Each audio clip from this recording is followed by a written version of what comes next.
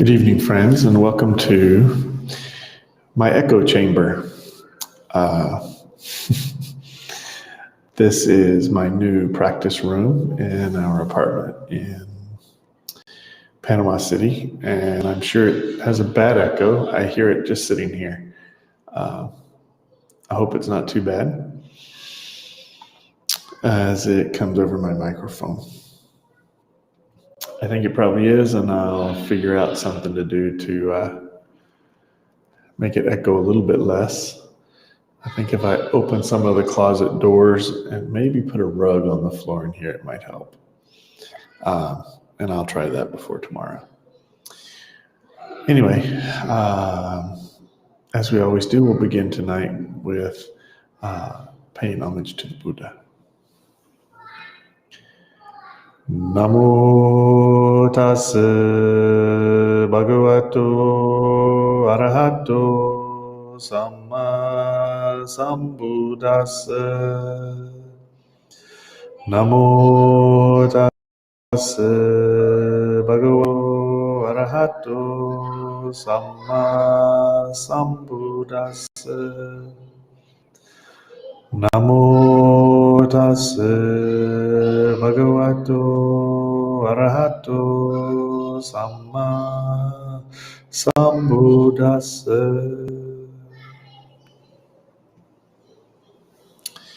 Thank you for joining me tonight. And I'm sorry we missed last. I have moved to this new apartment and we have no internet connection. I'm currently tethered to my cell phone and using my cell phone data to broadcast. I signed up for internet today, and the person was supposed to come tonight or this afternoon and never came. I think they tried to call me around 7 o'clock or so when I was cooking dinner. Missed a phone call from some unknown number. Anyway, didn't get installed, so maybe tomorrow. We take it as it comes. My son Mason is more disappointed than me. I do have the ability to tether my phone here, and hopefully it comes out okay. So tonight it is my intention to share with you the next chapter in the Perfect Enlightenment Sutra, which is my ongoing course that I'm taking through Buddha Dharma University. And so tonight's chapter is chapter 9, the Bodhisattva for the pure of all karmic hindrances. So without further ado, we'll go into that before we begin our meditation for tonight. So let me share that screen.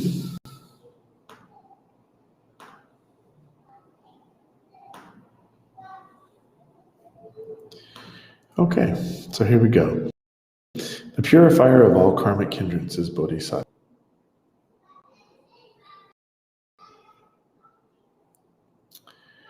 The Bodhisattva, Purifier of all Karmic Hindrances, arose from his seat in the Great Assembly. He bowed to the Buddha's feet and circumambulated him 3 times to the right. He then knelt down with his hands clasped and addressed the Buddha, saying, Greatly compassionate world-honored one, you have explained at length of us in this inconceivable matter of the aspects of the practice of the causal stage of all Tathagatas, enabling all in the Great Assembly to gain that which they have never had, having had this chance to see the tamer, all of their path through the realms of suffering for countless kalpas seems as if it were but an instant of thought.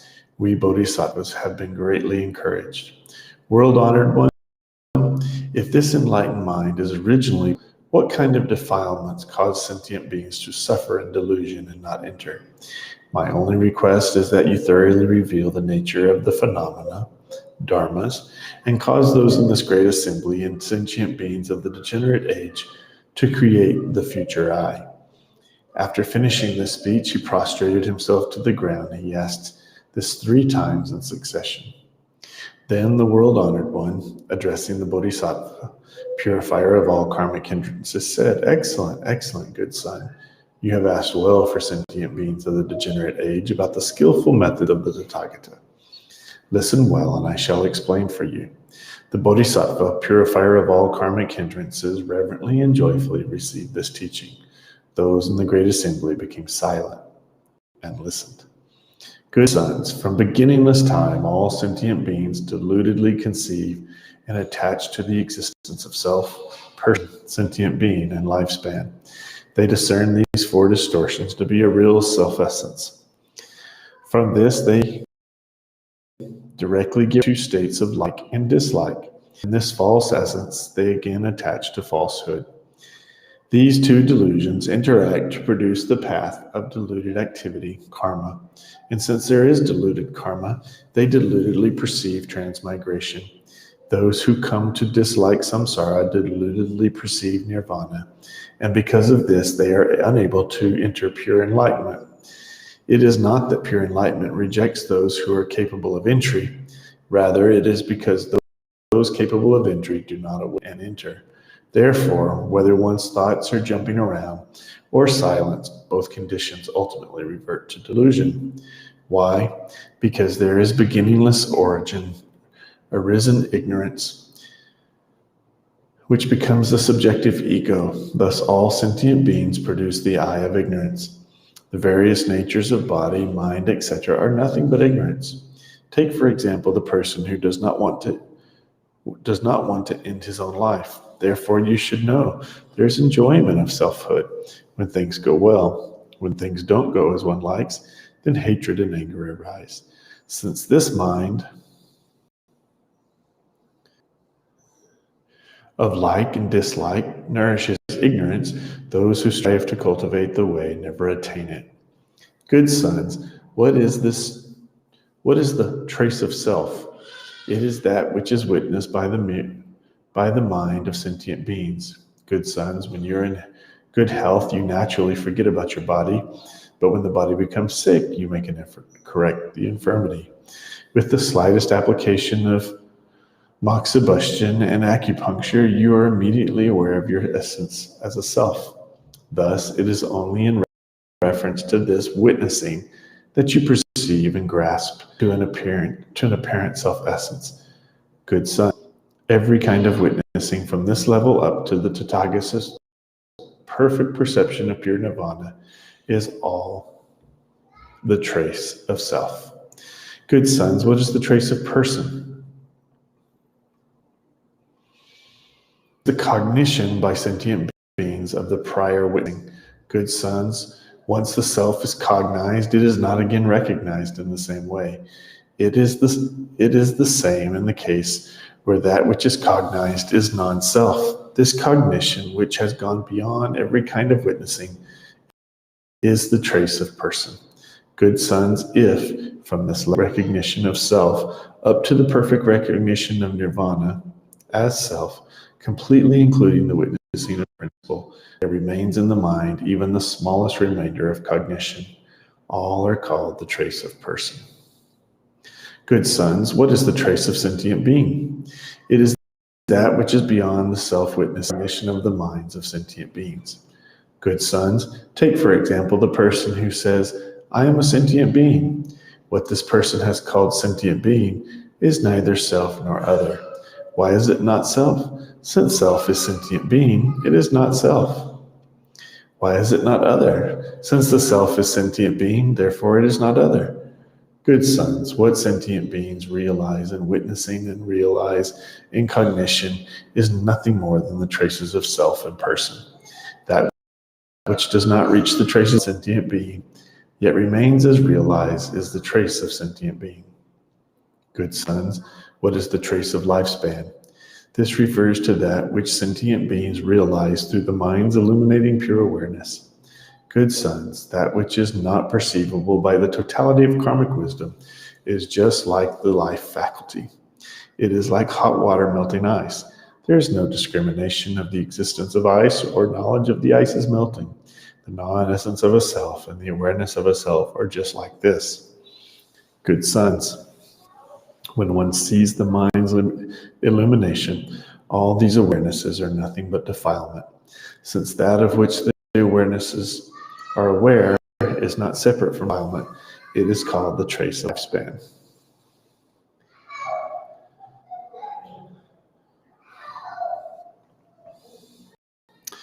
Good sons, sentient beings of the degenerate age, do not perceive the four traces, and though they may struggle through many kalpas of difficult practice while cultivating the Tao, it is only conditioned existence. They are ultimately incapable of consummating the fruits of sagehood. Why? Since they regard the traces of self to be nirvana, they regard their witnessing and cognition to be consummation of enlightenment. And who mistakes a thief for his son, his family's holdings will always come up short. Why? Because the lover of self, nirvana, and takes the suppression of self as a character of nirvana. The hater of self also hates samsara, not knowing that it is the attached love itself that is actually samsara. He singles out samsara for hatred, calling it non-liberation. How can you know this Dharma as non-liberation? Good sons, the sentient beings of the degenerate age who are practicing Bodhi regard the ego's infinitesimal perception as their own purity, and therefore are unable to penetrate the root of trace. If someone praises their mistaken Dharma, then they will be overjoyed and immediately try to save him. But if someone criticizes their attainments, they will be filled with anger and resentment. Hence, you can know that the trace of self is being firmly held to. It is concealed in the storehouse consciousness and is moving freely throughout the faculties without interruption. Good sons, if these aspirants do not remove the trace of self, they will be unable to enter pure enlightenment. Good sons, if the emptiness of self is known,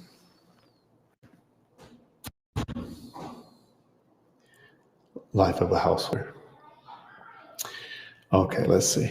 Good sons, if the emptiness of self is known, there can be no eliminator of self. If holding to self you expound this Dharma, it is because you have not yet eliminated self. It is the same with sentient being and lifespan. Good sons, sentient beings of the degenerate age mistakenly understand these diseases to be Dharma. Therefore, they are called pitiable. Even though they struggle with great effort, they merely exacerbate their various diseases and therefore are unable to enter pure enlightenment. Good sons, sentient beings of the degenerate age, do not discern the four traces, and erroneously, taking the understanding and practice of the Tathagata to be their own practice, they ultimately cannot accomplish enlightenment. Thus, they are sentient beings who understand non-attainment to be attainment and regard non-actualization as actualization. When they see a genuine adept practitioner, they are filled with jealousy. It is exactly because these sentient beings do not sever their love of self that they are unable to enter pure enlightenment.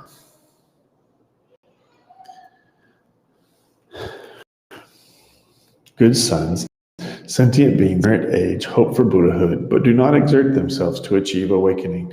They merely extend their intellectual knowledge, further enhancing the view of self. What they should do is just endeavor to subdue the afflictions and arouse great courage.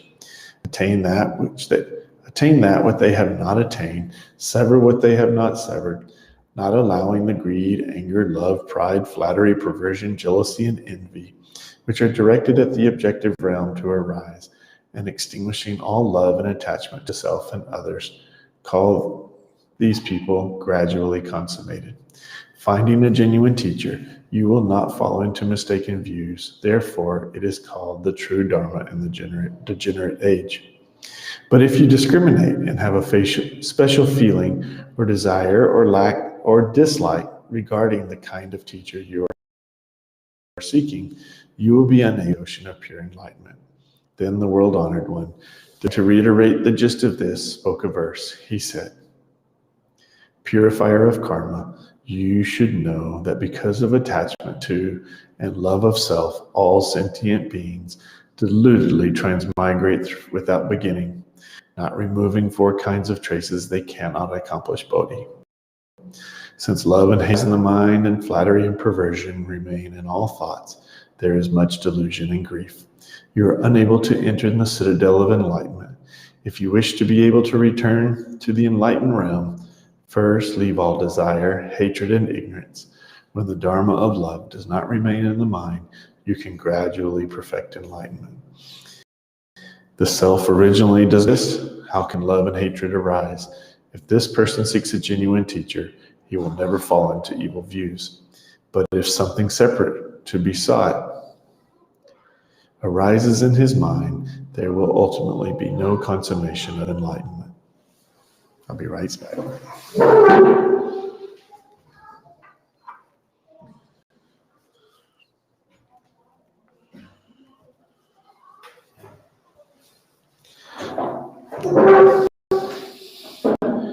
Okay, I opened a few doors, and I think that helped.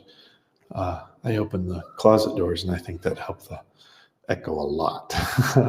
I hope so. I'm going to drop a rug on the floor here, and I think that will help too. I noticed when Mason on the door earlier that it really improved the echo a lot too. So that's something for me to remember in the future.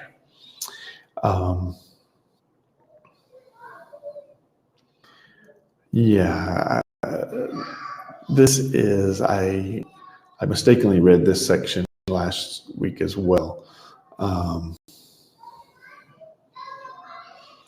And it's about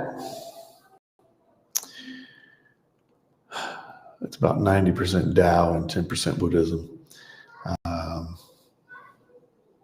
So as you know, I still continue to struggle with this a little bit because of that exact fact that it is more Taoism than Buddhism. But there is no doubt that the Buddha teaches us a lot about what is not self. And that is something that we have to grasp. And grasping and understanding not self is, in fact, a key to our liberation. So I follow that, and I have no problems with that. As I have talked about before, this apocryphal type of text is a little bit different.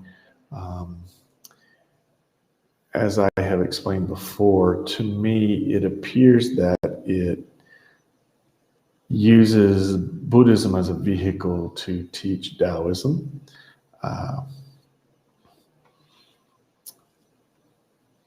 And I think it's just incumbent upon me to pull the parts out of it that I can accept. My teacher, Venerable Master Myodo, mentioned to me,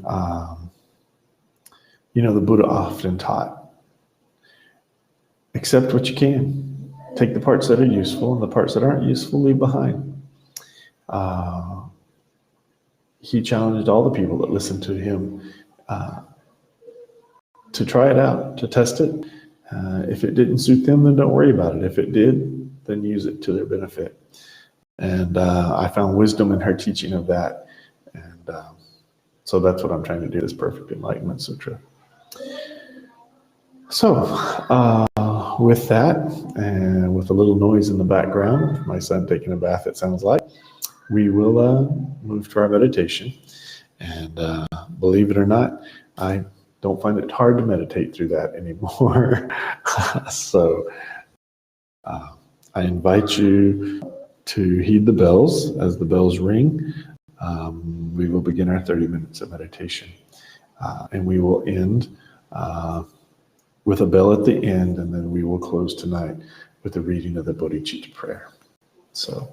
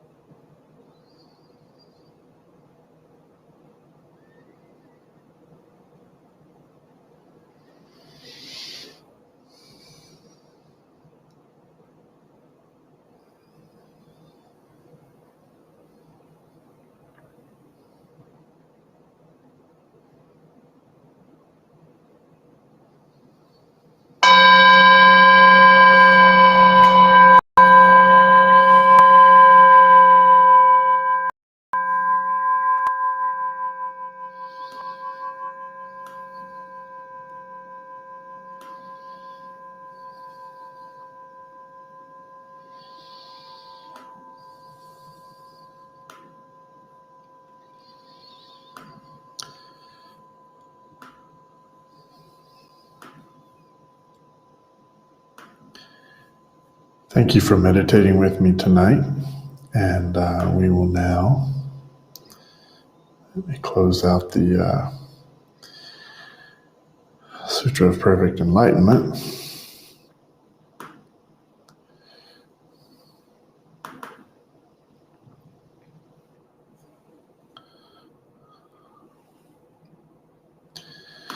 And we will close with the reading of the Bodhicitta prayer.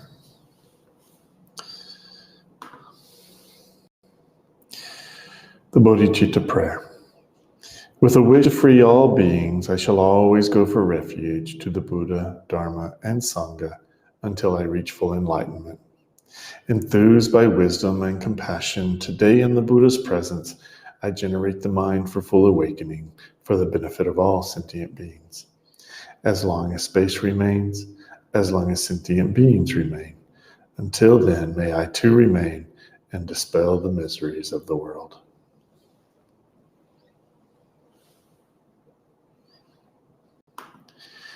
Again, thank you for meditating with me tonight, and I hope I'll see you again tomorrow.